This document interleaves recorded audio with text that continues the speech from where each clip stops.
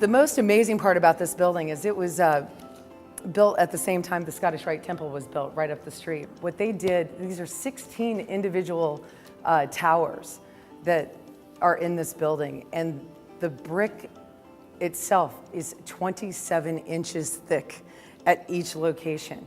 So we were brought in because the building itself never had a fresh air intake in the building at all, ever. Shapiro and Duncan, they were hired to be the mechanical contractor, and ATS Studios was hired to put everything back together to make it look like it never got ripped apart after all of the mechanical ductwork, chases, and HVAC systems were put into the building. We designed and created the access so that the mechanical guys can get in here at a later date.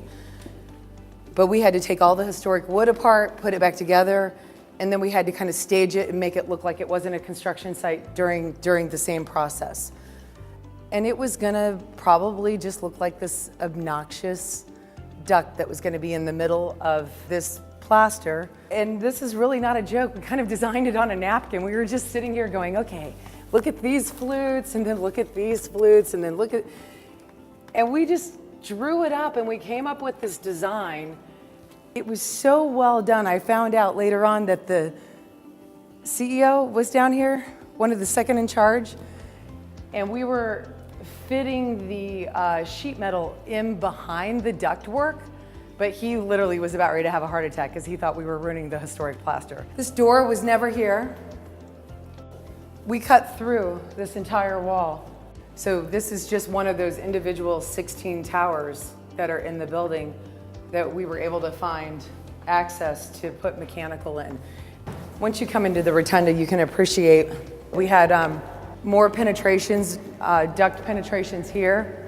You can see the other, again, the identical vent on this side. To be an ornamental plasterer, this is something that a lot of people don't understand. You must be a carpenter first, because we build all of our own cornice frames. We build all of our own screeds, custom. We pour and cast all of our own molds in-house. But with that comes a lot of very intricate carpentry work.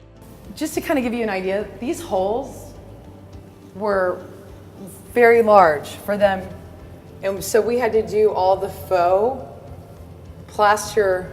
This is all plaster, so we do all the faux plaster work as well to make it look like this door has always been there. Because of that fresh air intake that was coming into the building, they had to put a turbine here in the center of the ceiling, and this was just flat. We wanted to put something new into the building in the plaster that had a meaning about what Carnegie does. And they do a lot of wind studies all over the world. I believe this exceeded everybody's expectation for this staircase.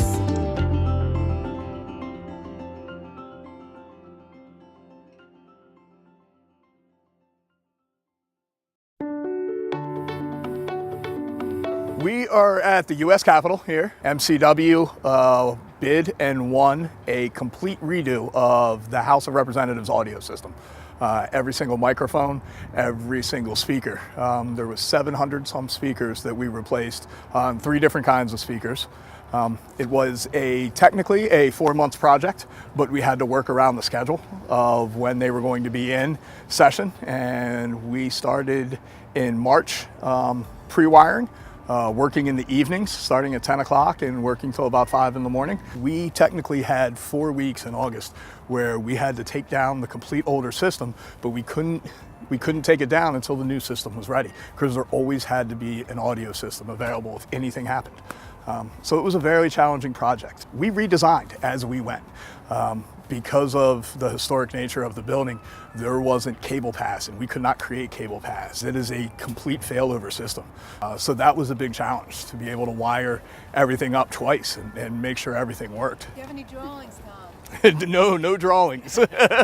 There was, so we asked that at our first construction meeting.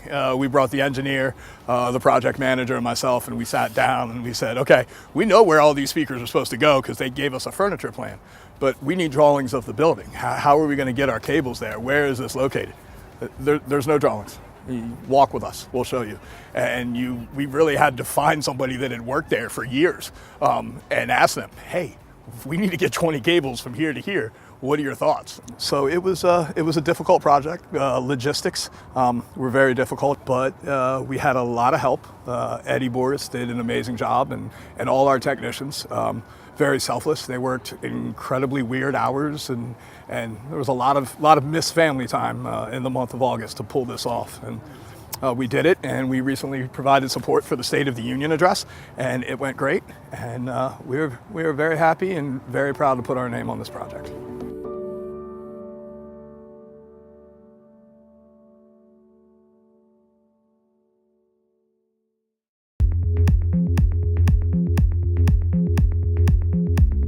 This is 600 Massachusetts Avenue.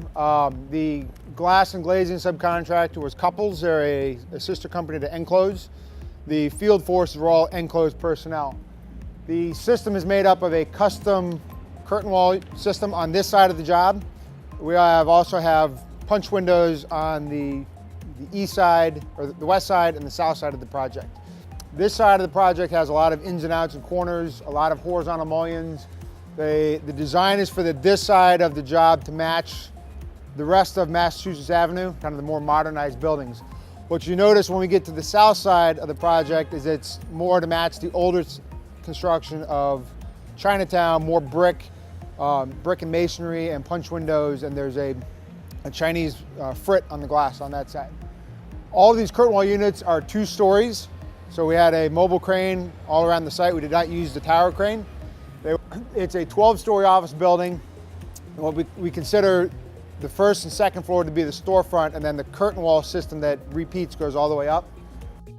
But one of the issues that we had to work through once we got at the site was, if you see this corner mullion down here, and these corners, they're open corners that run up the entire, all the way up the building. The original design that the architect wanted, they just wanted it to be a very thin gap, but just a straight cut aluminum. Our first shipment of units came out. We started looking with the owner, and nobody liked how that looked. We came up with a way that we could cut these mullions on the building and install these end caps. There's a steel frame, subframe that's inside the building that was provided by Couples and Enclosed to support the sloping glass of this nature. The outside corner is one unit, one solid unit, that wide corner, and then the flyby piece of glass was actually assembled on the ground and then flown into place with the unit beside it.